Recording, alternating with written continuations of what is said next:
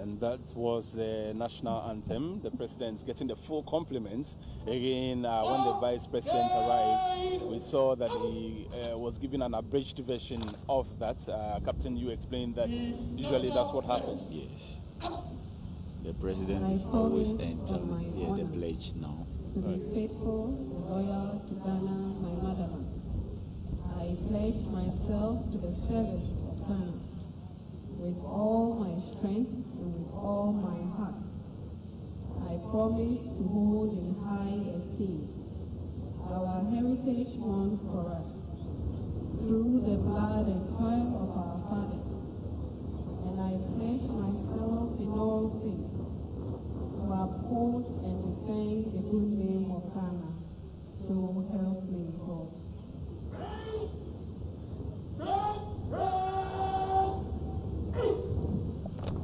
You're most welcome, Mr. President. The President of the Republic has now been welcomed to the Black Star in the center. The mood of citizens of this newly minted state was one of unrestrained excitement and jubilation because of the prospects of what the future held for us. Later that night, at the old Polo Grounds, that vision of what an independent Ghana could be, that is a prosperous, progressive country, which was to be an active player in the affairs of the continent and the world, was eloquently laid bare by our historic first leader, Kwame Nkrumah. The world indeed took notice of us. We have the likes of Dr. Martin Luther King, Mrs. Coretta Scott King, Philip Randolph, Adam Clayton Powell, Ralph Bunche and Horace Mann, leaders of the American Civil Rights Movement, as well as U.S. Vice President Richard Nixon, present with us to commemorate the birth of our new nation. We were an example for the rest of Africa to follow. Not surprisingly, much was expected of the poster boy country. On 63 previous occasions, we've usually congregated in our capital of Accra, and recently in other locations around the country, Tamale in 2019, and Kumasi last year, to celebrate our nation's independence. At these annual events, we have sought to express a deep consciousness of love for country and the importance of ensuring that we realize our potential as the Black Star of Africa. Year after year, we commit ourselves to ensuring that we work to lift the standard of living of the Ghanaian and help construct an economy that is capable of creating a society of opportunities for all. It's taken quite some time for us to get there, but I believe there's far more self-confidence among us Ghanaians today than there has been since the very early days of self-government, that we can make it if we work at it. Today, freedom and the cultivation of democratic values are strengthening our determination to bring into being a new Ghana that is neither pawn nor victim of the world order. Attachment to the rule of law, respect for individual liberties, human rights, the principles of democratic accountability, and the dictates of social justice has deepened for our common benefit. Nevertheless, we recognize that the biggest challenge confronting us is to be able to put our country on the path of sustained progress and prosperity and enhance the well-being of every Ghanaian. Since 2017, a considerable amount of work has been undertaken to help us achieve this objective. Consistently for 3 successive years, our nation had one of the fastest growing economies in the world, lead us to become the largest destination of foreign direct investment in West Africa. Global automobile companies had either set up shop in Ghana or experienced their desire to do so. The basic tenets of social justice, that is, access to education and health care, were being guaranteed for all our people. We become self-sufficient in food production, and for the first time in a long while, exported our surpluses to our neighbors. Sustained efforts through digitization were being made to formalize our economy, and we had hastened our critical journey of industrialization and value addition activities, whose result would be to create jobs for the teeming masses of Ghanaians. Successful Ghanaian diplomacy enabled the African Union to agree to the location here in Accra of the Secretariat of the African Continental Free Trade Area, arguably the most important initiative of the African Union since its foundation.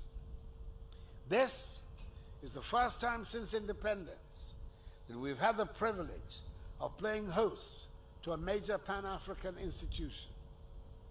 The single African market, which began trading on 1st January, will present Ghanaian enterprises and businesses with a huge opportunity for the rapid development of the Ghanaian and African economy.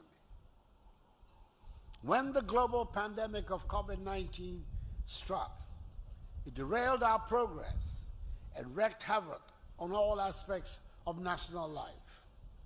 Lives and livelihoods have been affected.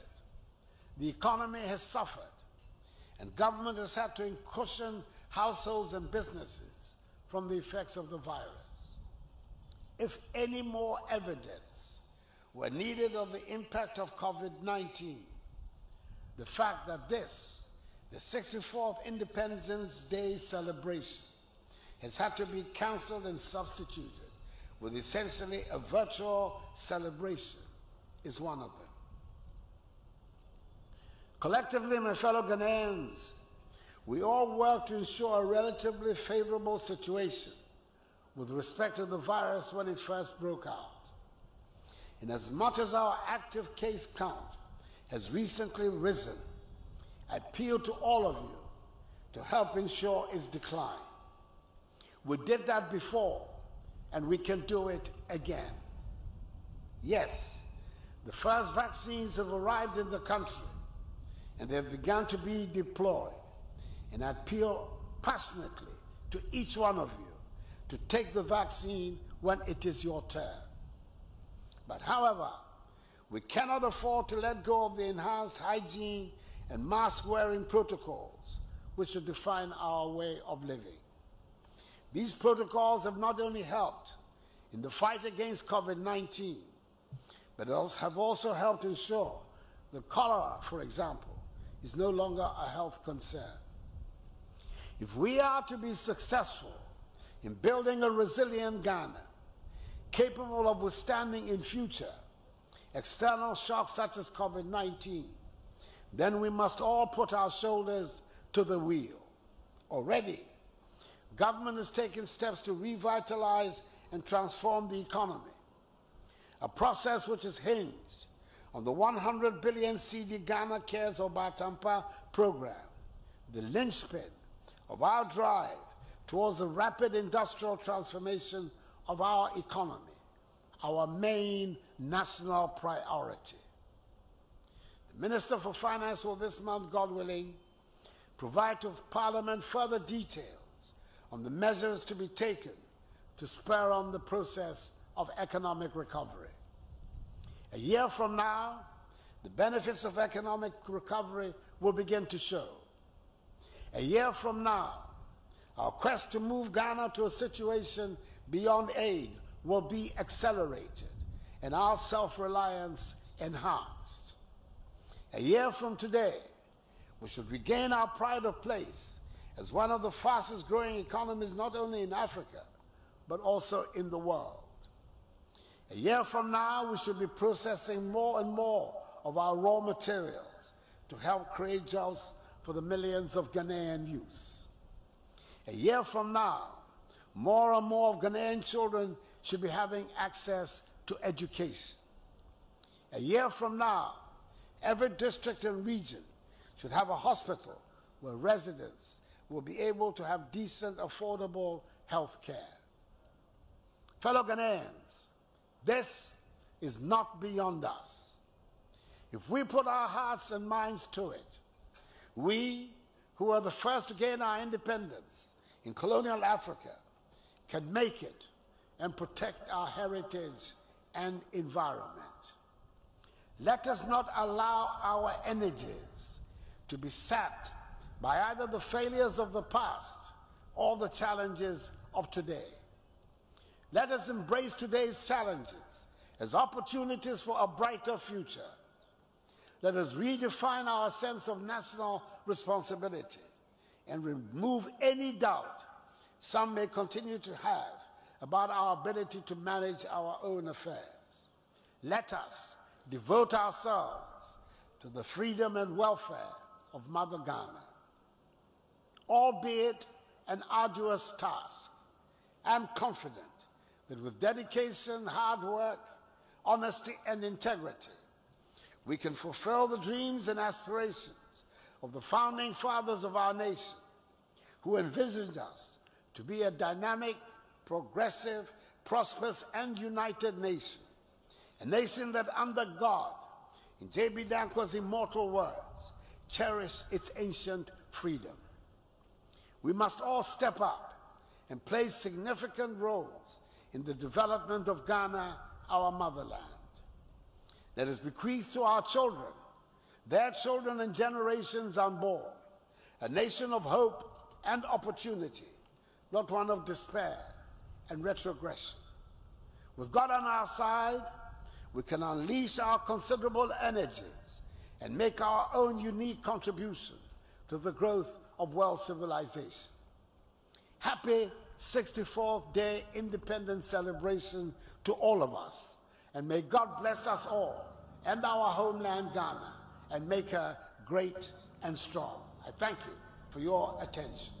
Distinguished guests, that was the 64th Independence Anniversary Address by the President and Commander-in-Chief of the Ghana Armed Forces.